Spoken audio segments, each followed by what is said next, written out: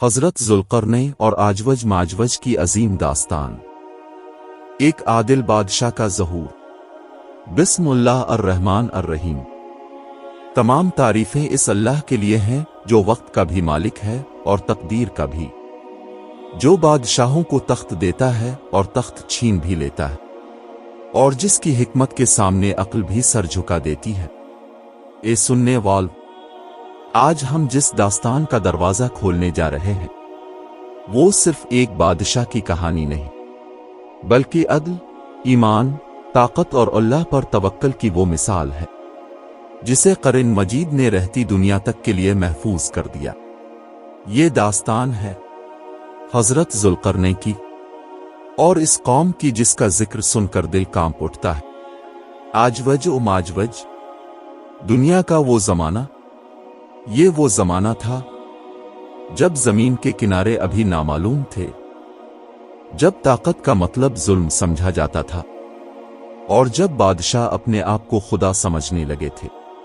ایسے دور میں اللہ تعالیٰ نے ایک ایسے انسان کو اٹھایا جس کے ہاتھ میں طاقت بھی تھی اور دل میں خوف خدا بھی۔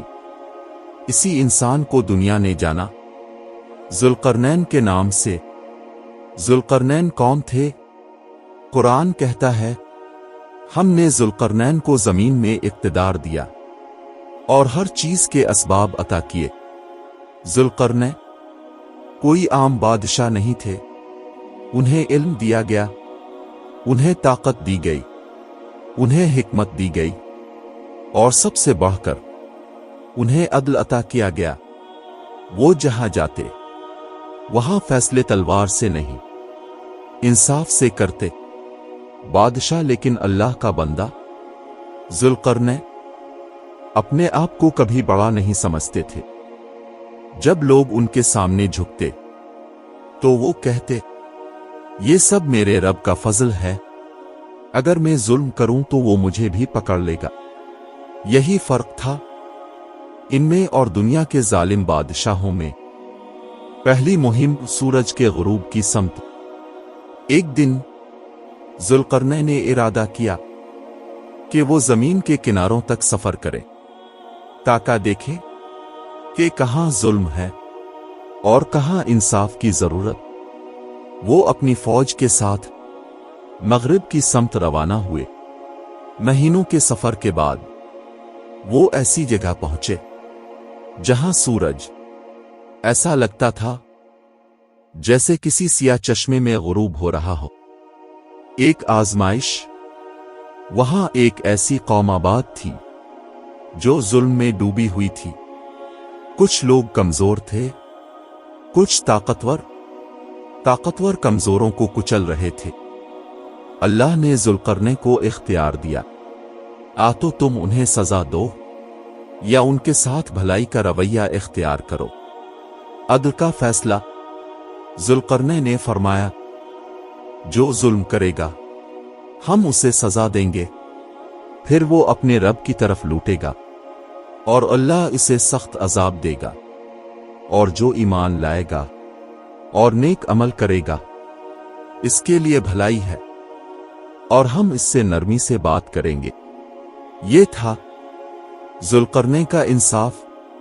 مشرق کی سمت سفر۔ اس کے بعد ذوالقرنین نے رخ کیا مشرق کی طرف۔ وہاں پہنچ کر انہوں نے ایک ایسی قوم دیکھی جن کے پاس نہ مکان تھے، نہ سایہ، نہ کپڑے۔ سورج نکلتا تو وہ زمین میں چھپ جاتے۔ رحم اور حکمت۔ ذوالقرنین نے انہیں نہ مجبور کیا، نہ غلام بنایا، بلکہ فرمایا، میرا رب جو جانتا ہے وہی بہتر ہے، اور انہیں ان کے حال پر چھوڑ دیا۔ یہ بھی ایک عدل تھا، کیونکہ ہر قوم ہر حکم کی اہل نہیں ہوتی۔ ایک خوفناک فریاد تمہید۔ سفر جاری تھا، راستے بدلتے گئے، زمین کی شکلیں بدلتی گئیں، یہاں تک کہ ذوالقرنین ایک ایسی وادی میں پہنچے جہاں دو پہاڑ آمنے سامنے تھے۔ वहां के लोग अजीब जबान बोलते थे, बड़ी मुश्किल से बात समझ आती थी। उनकी आंखों में खौफ था, चेहरे पर वहशत। उन्होंने एक जुमला कहा जिसने तारीख बदल दी, ए जुल्करनैन, आजवज और माजवज जमीन में फसाद फैला रहे हैं। खौफ की दीवार के पीछे छपी हकीकत। ए सुनने वाल, जब वो लोग कांपते हुए बोले और आजवज और माजवज का नाम लिया, तो पूरी वादी में एक अजीब सी खामोशी छा गई। ये कोई आम दुश्मन ना था, ये कोई मामूली कौम ना थी, बल्कि वो फितना था जिसका खौफ नस्लों से इन लोगों के दिलों में पिल रहा था। दो पहाड़ों के दरमियान कैद कौम। जुल्करनैन ने चारों तरफ नजर दौड़ाई। सामने दो बुलंद पहाड़ थे जो आसमान से बातें करते मालूम होते थे। उन पहाड़ों के दरमियान एक तंग वादी थी और उसी वादी में एक कमजोर, सादा और खौफजदा कौम आबाद थी। ये लोग खेती बाड़ी करते थे, अपने बच्चों को पालने की कोशिश करते थे, लेकिन हर वक्त एक ही डर उनके सरों पर मंडलाता रहता था, वो खौफनाक फरियाद। इन लोगों के सरदार ने कांपती हुई आवाज में कहा, ए जुल्करनैन, आजवज और माजवज इस जमीन में फसाद फैलाते हैं। वो हमारी फसलें तबाह कर देते हैं, हमारे मवेशी मार देते हैं, हमारे बच्चों को उठा ले जाते हैं और हमारे घरों को जला देते हैं। ये कहते हुए इसकी आंखों से आंसू बह निकले। आजवज माजवज कौन थे? ये सवाल हर जहन में उभरने लगा। आजवज और माजवज कोई एक कबीला नहीं थे, बल्कि बेशुमार कबाइल पर मुश्तमिल एक वहशी कौम थी।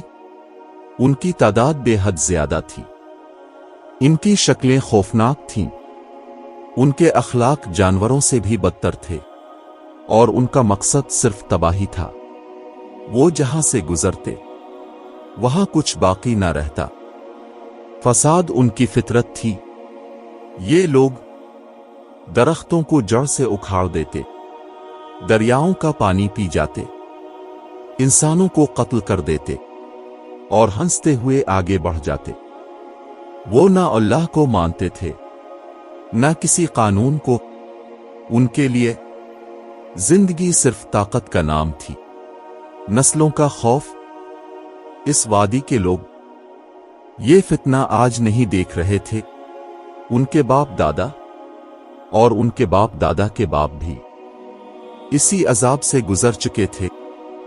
वो हर रोज दुआ करते थे, ए अल्लाह, हमें इस कौम से नजात दे दे, मगर अब तक कोई मदद ना आई थी। जुल्करनैन का सुकून। जब जुल्करनैन ने ये सब सुना तो उनके चेहरे पर ना घबराहट थी, ना खौफ, बल्कि एक अजीब सा सुकून था। उन्होंने फरमाया, मुझे बताओ, वो कहां से आते हैं? तबाही का रास्ता। लोगों ने इस पहाड़ी दर्रे की तरफ इशारा किया, जहां से एक तंग रास्ता दूसरी तरफ की वहशी दुनिया को जाता था। वही रास्ता आजवज माजवज का दरवाजा था। वो इसी दर्रे से निकलते और इस वादी को रौंद डालते। एक बड़ी पेशकश। वादी के लोगों ने जुल्करनैन के सामने एक बड़ी पेशकश रखी। उन्होंने कहा, ए जुल्करनैन, हम आपको माल देंगे, सोना चांदी देंगे, खराज अदा करेंगे। बस अब हमारे और उनके दरमियान एक मजबूत दीवार बना दें। ये इनकी आखिरी उम्मीद थी, अल्लाह पर भरोसा। जुल्करनैन ने ये सुनकर फरमाया, मेरे रब ने मुझे जो दिया है वो तुम्हारे माल से बेहतर है। मैं तुमसे कोई उजरत नहीं लूंगा। ये सुनकर लोग हैरान रह गए। ऐसा बादशाह उन्होंने पहले कभी नहीं देखा था। मगर मदद मांगी। जुल्करनैन ने फरमाया, हाँ, अगर तुम वाकई नजात चाहते हो तो तुम्हें मेरा साथ देना होगा। ये सुनकर लोग फौरन तैयार हो गए। एक अजीम मंसूबा। जुल्करनैन ने पहाड़ों के दरमियान जगह नापी। उन्होंने फरमाया, हम यहां एक ऐसी दीवार बनाएंगे जिसे आजवज माजवज ना फलांग सकेंगे ना तोड़ सकेंगे। ये सुनकर लोगों की आंखों में उम्मीद की चमक जाग उठी। सामान की तैयारी। जुल्करनैन ने हुक्म दिया, लोहे के बड़े बड़े टुकड़े लाओ। आग जलाने का इंतजाम करो। मजबूत कारीगर इकट्ठे करो। ये कोई आम दीवार ना थी। ये तारीख की सबसे मजबूत रुकावट होने वाली थी। लोहे और आग से बनी हुई नाकाबिले शिकस्त दीवार। ए सुनने वाल, ये कोई आम दिन ना था। ये कोई आम तामीर ना थी। ये वो लम्हा था जब जमीन पर अल्लाह की मदद इंसानी हाथों से जाहिर होने वाली थी। जुल्करनैन के हुक्म पर पूरी वादी में एक नई हरकत पैदा हो चुकी थी। सब ने मिलकर काम शुरू किया। जुल्करनैन ने फरमाया, ये दीवार सिर्फ मेरी नहीं, तुम सब की नजात की अलामत होगी। बूढ़े, जवान, बच्चे सब अपनी अपनी ताकत के मुताबिक इस काम में लग गए। कोई लोहा ढोता, कोई पत्थर जमा करता, कोई आग जलाने का इंतजाम करता।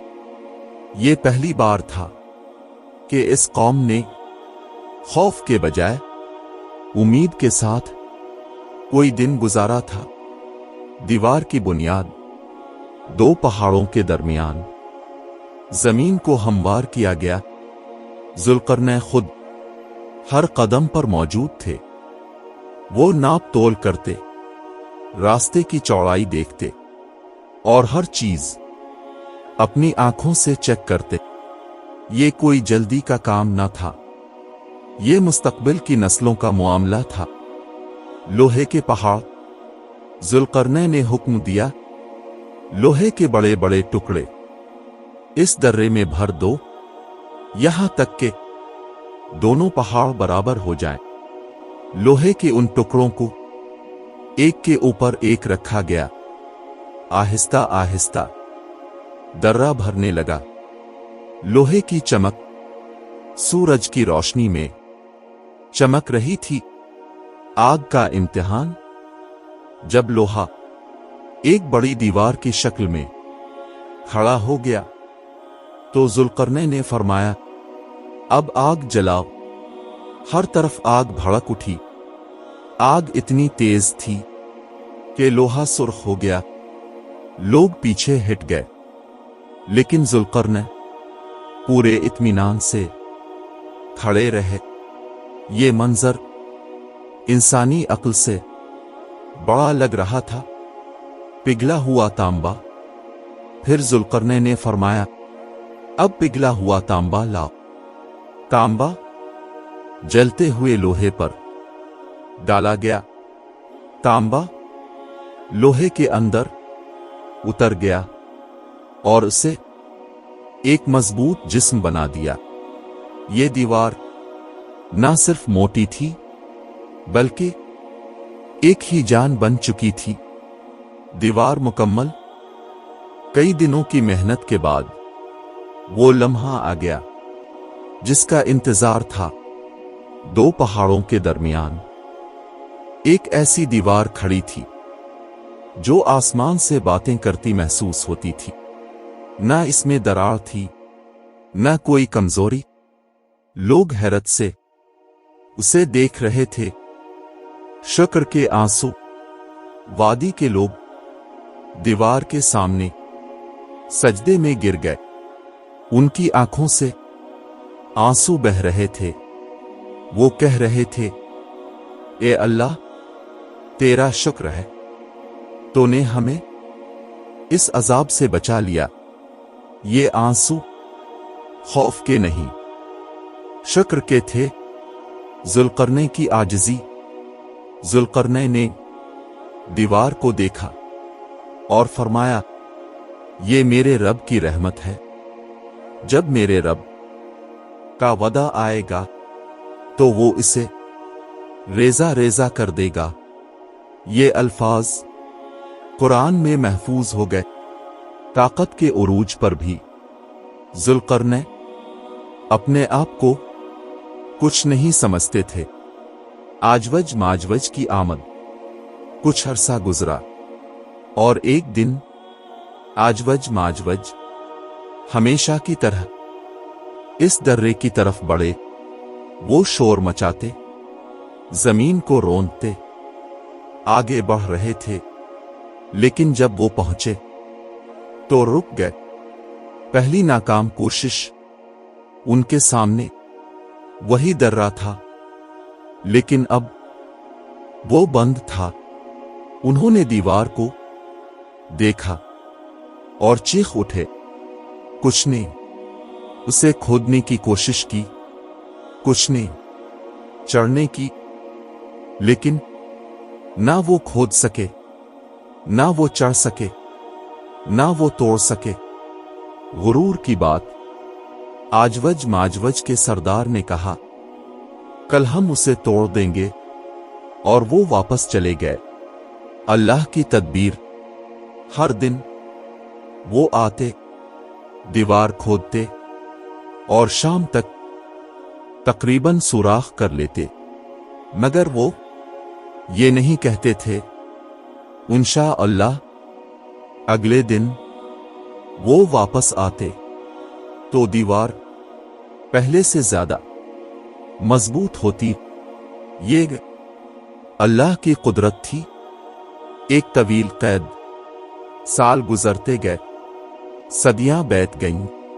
आजवज माजवज दीवार के पीछे कैद रहे। दुनिया बदलती रही, कौमें आईं, कौमें गईं, मगर दीवार अपनी जगह कायम रही। वाद इलाही, क़यामत की निशानियां और अंजाम। आजवज माजवज। ए सुनने वाल, अब हम इस दास्तान के इस हिस्से में दाखिल हो रहे हैं जहां वक्त की रफ्तार तेज हो जाती है, जहां सदियों की खामोशी टूटती है और जहां अल्लाह का वदा पूरा होने लगता है। ये वो मरहला है जिसे सुनकर दिल कांप जाते हैं और ईमान वाले अल्लाह की पनाह मांगने लगते हैं। वक्त गुजरता रहा। जुल्करनैन की बनाई हुई दीवार अपनी जगह मजबूत खड़ी रही।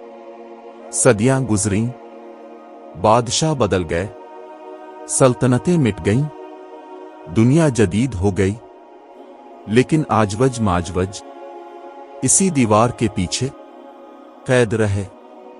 लोगों ने उन्हें अफसाना समझ लिया, कहानी करार दे दिया, मगर अल्लाह के वादे कहानियां नहीं होते।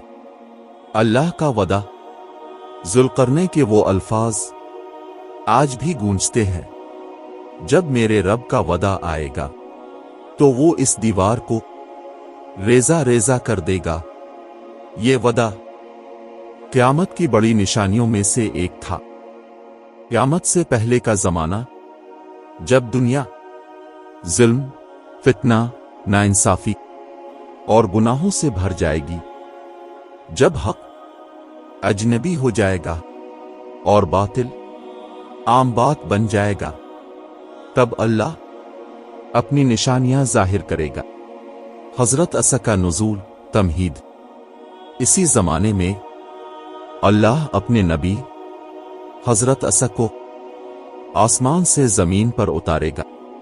वो अदल कायम करेंगे, दज्जाल को कत्ल करेंगे और दन्नी मैत अमन का आगाज होगा। लेकिन ये अमन एक बड़े इम्तिहान से पहले होगा। दीवार का टूटना।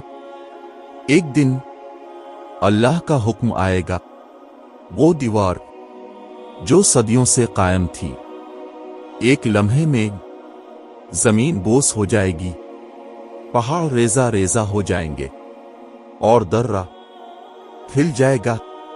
ये किसी इंसान की ताकत से नहीं, बल्कि सिर्फ अल्लाह के हुक्म से होगा।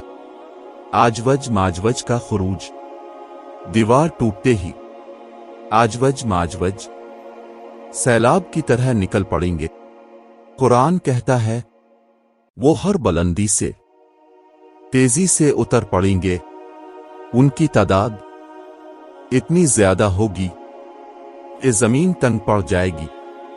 दुनिया पर फसाद, आजवज माजवज दरिया पी जाएंगे, फसलें तबाह कर देंगे, शहर वीरान कर देंगे, इंसानों को कत्ल करेंगे।